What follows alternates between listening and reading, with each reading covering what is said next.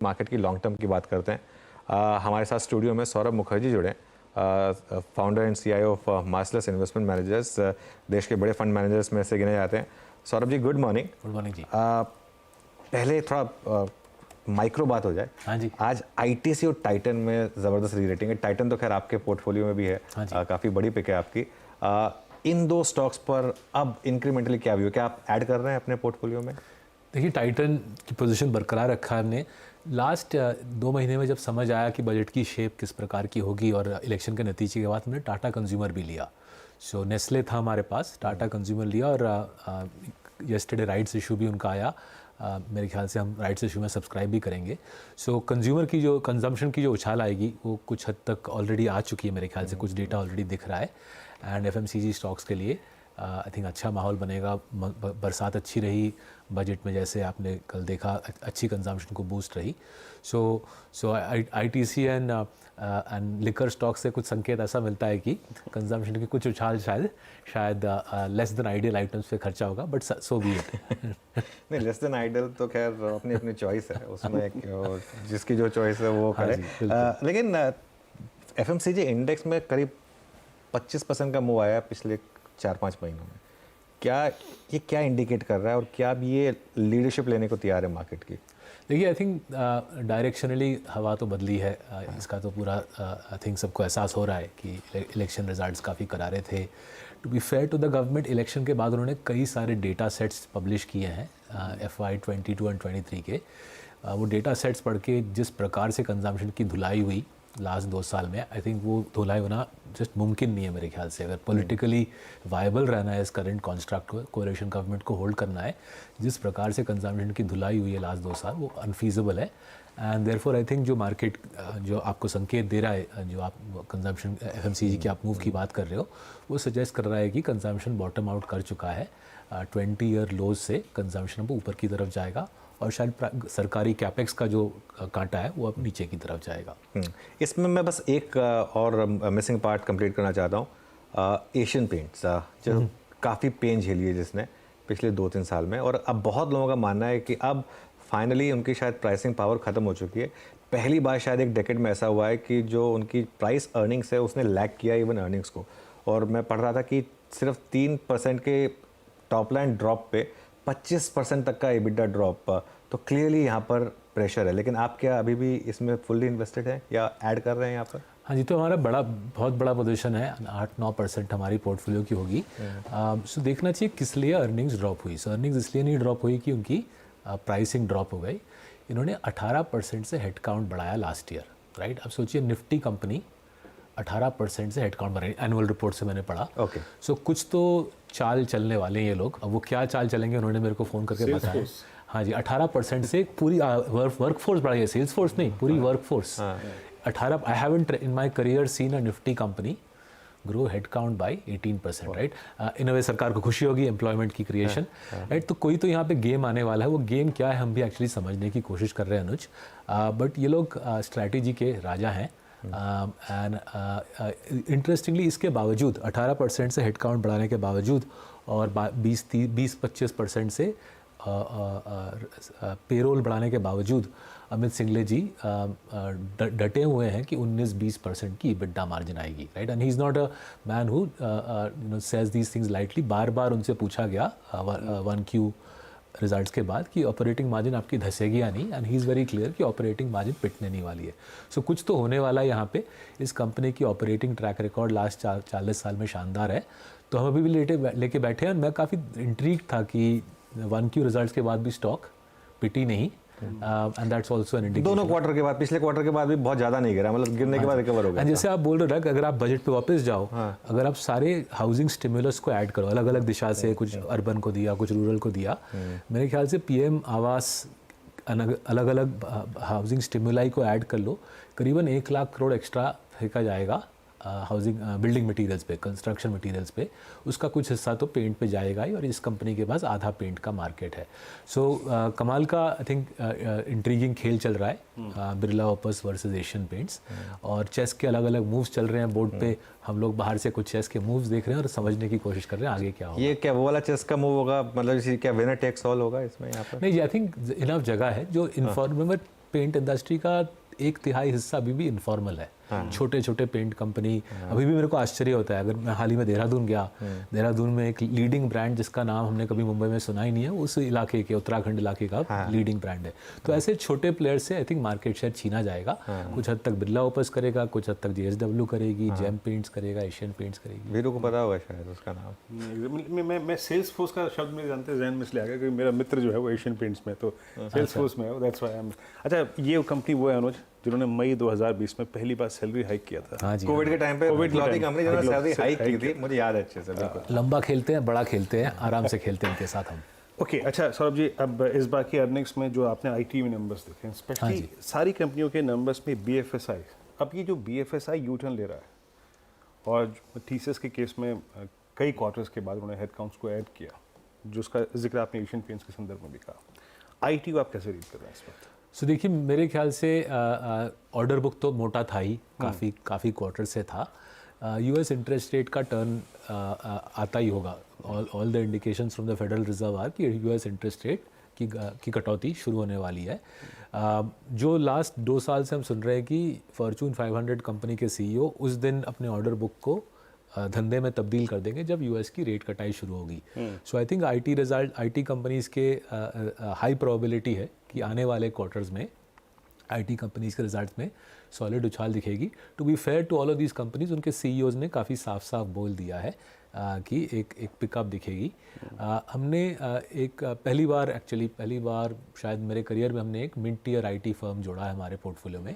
Company का नाम है कोफोर्ज। तो 1 महीने पहले से हमने कोफोर्ज में पोजीशन बनाना शुरू किया, क्योंकि हमने मिड टियर IT में देखा 6 साल से जो यहाँ के CEO हैं 6 साल से अच्छा काम कर रहे हैं। स्पेसिफिकली ये फोकस्ड है एसेट मैनेजमेंट पे, इंश्योरेंस पे और ट्रैवल इंडस्ट्री पे। तीनों industries are pro cyclical and AI पे और क्लाउड पे इनकी स्पेसिफिक फोकस है। सो कोफोर्ज लास्ट 1 महीने पहले ऐड किया, कंपनी ने एक एक्विजिशन किया था हाल ही में। मेरे ख्याल से ये हमारा तरीका रहेगा मिड टियर IT के उछाल को प्ले करने का। ये अच्छा, ये US में रेट कट की बात आपने करी, ट्रंप का आना ये एक क्या एक्स्ट्रा ऑर्डिनरी प्रेशर डालता है जो रेट कट की प्रोसेस होती है उस पर? आई थिंक वैसे ही प्रेशर मेरे ख्याल से वहाँ हर एक सेंट्रल बैंक चीफ पे पूरी दुनिया में, टू बी फेयर, वहाँ इंडिया में हो, यूरोप में हो, अमेरिका में हो, रेट कट का प्रेशर बरकरार है। ECB ने तो ऑलरेडी हाथ ऊपर करके रेट कटिंग शुरू कर दी है। आई थिंक फेडरल रिजर्व अगले महीने या अगस्त सितंबर में फेडरल रिजर्व का भी सिलसिला शुरू हो जाएगा। फॉर ऑब्वियस रीजन चारों तरफ से ज़बरदस्त पॉलिटिकल प्रेशर है कि भैया ब्याज दर को काटो और इकोनॉमी को उछाल दो एक। अच्छा, 2 और स्टॉक्स की बात करते हैं। एक दोनों बजाज ग्रुप से। हाँ जी, बजाज फाइनेंस और बजाज ऑटो, आई थिंक दोनों हैं शायद आपके पोर्टफोलियो। नहीं जी, हमारे पास सिर्फ बजाज फाइनेंस। बजाज फाइनेंस, जैसे तो बजाज फाइनेंस की बात करते हैं, क्या बहुत सीवियर अंडर परफॉर्मेंस अब हम देख रहे हैं कुछ लीडिंग स्टॉक्स में, जैसे बजाज फाइनेंस उनमें से एक है। कल के नंबर्स आए, उसमें भी जो एनालिस्ट कम्युनिटी है उसने थोड़ा थम्स डाउन टाइप का ही दिया है। आज स्टॉक में प्रेशर है। आपने किस तरीके से देखा है इस स्टॉक को रिसेंटली? सो देखिए, लोन ग्रोथ में तो कोई त्रुटि है नहीं, ना तो इस क्वार्टर में है ना तो पिछले क्वार्टर में था। एंड रिमेंबर RBI के कुछ रिस्ट्रिक्शंस थे बजाज फाइनेंस के ऊपर करीब most of the quarter. I mean I think till pretty much the quarter ended जब RBI के रिस्ट्रिक्शंस हटाए गए। बिल्कुल। उसके बावजूद उन्होंने 30% लोन ग्रोथ दिखा दी। जहाँ पे एनालिस्ट कम्युनिटी को थोड़ी आशंका है इस कि नॉन परफॉर्मिंग एसेट्स थोड़े बढ़ गए हैं and as a result I think earnings growth 18-19% आई है। ऑनेस्टली गिवन बजाज फाइनेंस का track record, given Rajiv Jain का 16 साल का ट्रैक रिकॉर्ड, जहाँ पे स्टॉक कुछ आई थिंक 1500 गुना चला है, I wouldn't lose too much sleep about one quarter का प्रेशर ऑन अर्निंग्स। जो थोड़ा सा बारीकी से हम समझने की कोशिश कर रहे हैं सारे लेंडर्स के लिए कि निम प्रेशर बजाज पे भी आपने देखा है इस रिजल्ट्स में, निम प्रेशर किस हद तक आगे चलता रहेगा। HDFC बैंक इंटरेस्टिंगली निम नहीं टूटा। HDFC बैंक निम एक्चुअली इम्प्रूव हुई, बट वो आई थिंक एक्सेप्शनल बैंक है, एक्सेप्शनल लेंडर है। अगर इंटरेस्ट रेट्स की कटौती शुरू हो गई तो ये निम प्रेशर कुछ हद तक मेरे ख्याल से रिलीज़ होगा। अगर नहीं कटौती शुरू हुई, लिक्विडिटी का सिचुएशन टाइट रहा, तो मेरे ख्याल से given the softness in the economy lenders को शायद थोड़ा सैक्रिफाइस लेना पड़े अपने निम में to keep the growth engines running.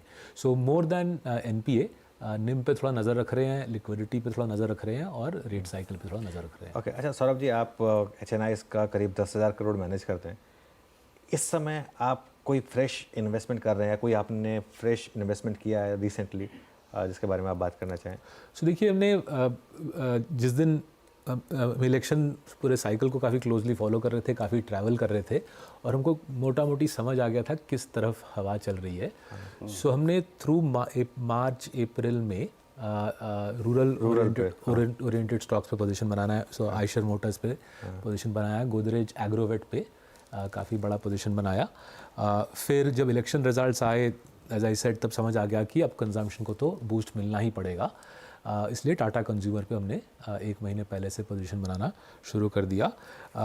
जो थीम हम करीबन 2 साल से निवेश कर रहे थे वॉज वुमेन ओरिएंटेड स्टॉक्स। तो ट्रेंड 1 साल पहले बड़ा पोजीशन बनाया था, नेस्ले पुराना पोजीशन है हमारा। और लास्टली PM आवास, वी ऑलवेज फेल्ट PM आवास एक ज़बरदस्त स्कीम है। और जब पॉलिटिकल हवा हमको बदलती हुई दिखी थ्रू द इलेक्शन सीजन, हमको लगा कि बिल्डिंग मटेरियल स्टॉक्स को एक सॉलिड सपोर्ट मिलेगा बजट के द्वारा। एंड हेंस एस्ट्रल, पीडिलाइट, एशियन पेंट्स के पोजीशंस को थोड़ा सा और हमने बूस्ट किया। सो ये वाले थीम्स हमने हमारे ख्याल से चलते रहेंगे unless the political direct wind again changes dramatically से in the October elections. I think अगला बजट, फरवरी का बजट भी मोटा मोटी इसी लाइंस पे रहेगा, विच इज़ पुअर को सपोर्ट दो, एम्प्लॉयमेंट को सपोर्ट दो, कंजम्पशन को सपोर्ट दो, एंड अगर वो पैसा खींचना हो तो कैपेक्स से डायरेक्ट करके ऑपेक्स में डाला जाए। अभी बजाज फाइनेंस के केस में जब आप अपनी टिप्पणियां कर रहे थे, जैसे कि आप कह रहे थे कि जब रेट साइकिल एग्जैक्टली रिवर्स होगा तो इनके एनआईएम्स को पुश मिलेगा। मैं थोड़ा सा, अगर मैं नॉन लैंडिंग पे आऊँ सेगमेंट पे, वहाँ पे आपकी प्रेफर्ड बेट्स क्या है इस वक्त? देखिए, नॉन लैंड में अगेन हम when we did the physical maths, हमको समझ आ गया कि कैपिटल गेन्स टैक्स का आना तो प्रीटी मच इनएविटेबल लगा। एंड मेरे ख्याल से एक्चुअली जो FMG ने बोला, अगर आप TV सोमनाथन जी के इंटरव्यू सुने येस्टरडे एंड आज के अखबारों में पढ़े, काफ़ी क्लियर संकेत है कि कैपिटल गेन्स टैक्स का बढ़ने का सिलसिला यहाँ पे रुकेगा नहीं, right? So I think as clearly as they can lay it out. And to be fair, किसी को अगर 12.5 के रेट से समझ नहीं आ रहा तो इंटरव्यू पढ़ के समझ आ जाएगा कि ये सिलसिला यहाँ पे रुकेगा नहीं। So I would be real wary of loading up on stock market plays at this juncture, given that सरकार काफ़ी समझा रही है, साफ समझा रही है, both in the budget speech and in the interviews thereafter, कि अगर इस इकोनॉमी में जॉब क्रिएशन और प्राइवेट सेक्टर कैपेक्स चालू नहीं हुआ तो सरकार पैसा डालती रहेगी, और उसका पैसा अगर कहीं से लाना हो, फिस्कली कंजर्वेटिव, वो बजट डेफिसिट पे तो कॉम्प्रोमाइज़ करेंगे नहीं, तो पैसा कहाँ से आएगा? स्टॉक मार्केट से आएगा। सो इसलिए आई would be little careful on loading up on stock market plays at this juncture.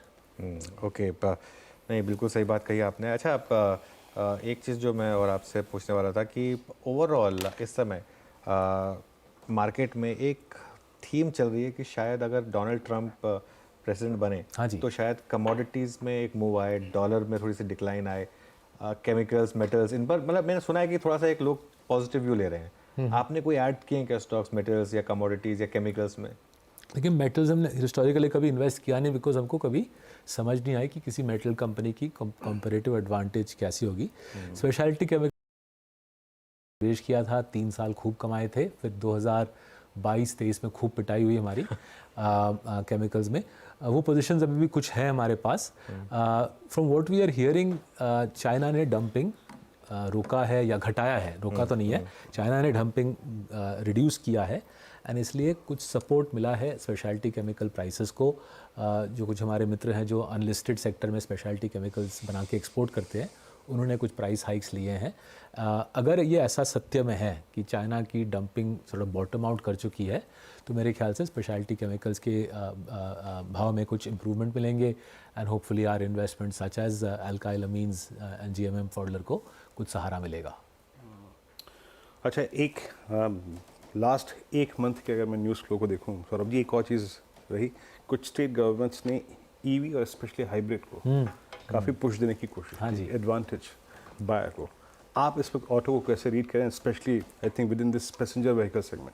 आपका टेक या कोई स्टॉक ऐड किया? तो पहला मेरे को बहुत दिलचस्प लगा कैसे हवा बदली from pure EV to hybrid, वो मेरे को बहुत दिलचस्प लगा।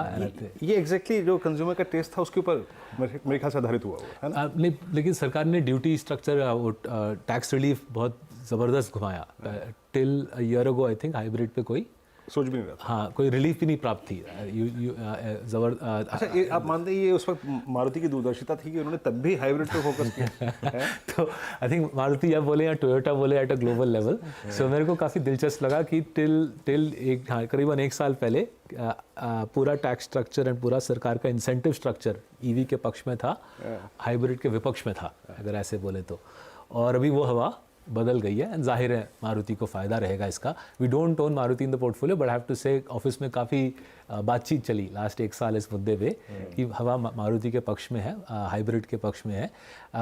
एंड आई थिंक आप ठीक बोल रहे हो कुछ हद तक। अगर हमारे देश में ईवी इंफ्रास्ट्रक्चर उतनी फटाफट बनेगी नहीं, जो सब बैटरी चार्जिंग इंफ्रास्ट्रक्चर है, तो it does make sense from a buyers perspective कि बायर बोले कि मैं हाइब्रिड लेता हूँ, अगर बैटरी ख़त्म हो जाए I switch to conventional fuel. So उस नज़रिए से देखें तो अनलेस कुछ रैपिड तरीके से ईवी का चार्जिंग स्ट्रक्चर का रोल आउट हो, हाइब्रिड का इंडिया में आगे चल के बड़ा बनना is a logical construct. That being said, हमने ट्यूब इन्वेस्टमेंट्स में दबा के इन्वेस्टमेंट किया है। One of the reasons we like Tube is उनके जो ईवी के 4 प्लेज हैं, EV 3 wheeler, EV light truck, EV heavy truck and EV tractor. हमको वो कॉन्स्ट्रक्ट पसंद है and we are hoping out of the say 4 plays that they have made on EV, hopefully if 2 work out we can make significant amount of money from हमारा Tube investments का निवेश। तो EV बड़ा बनेगा India में, इसकी तो कोई दो राय नहीं है। कार्स में 4 व्हीलर्स में direction of travel seems to be hybrid पहले फिर ईवी, बट 2 व्हीलर्स और 3 व्हीलर्स में लग रहा है कि फटाफट हम ईवी की तरफ चले जाएंगे। ओके सर, बहुत बहुत शुक्रिया आज हमारे साथ। जस्ट एक क्विक डिस्क्लेमर, इन सारे स्टॉक्स में मेरा निवेश है, मेरे माँ बाप का निवेश है और हमारे 7,000 क्लाइंट्स का निवेश है। वो आपका स्टैंडर्ड डिस्क्लेमर ठीक है, देना पड़ता है, देना भी चाहिए। हमें रट गया है वैसे अब, thank you so much, but बिल्कुल देना पड़ता है। चलिए अब थोड़ा आगे बढ़ते हैं और कुछ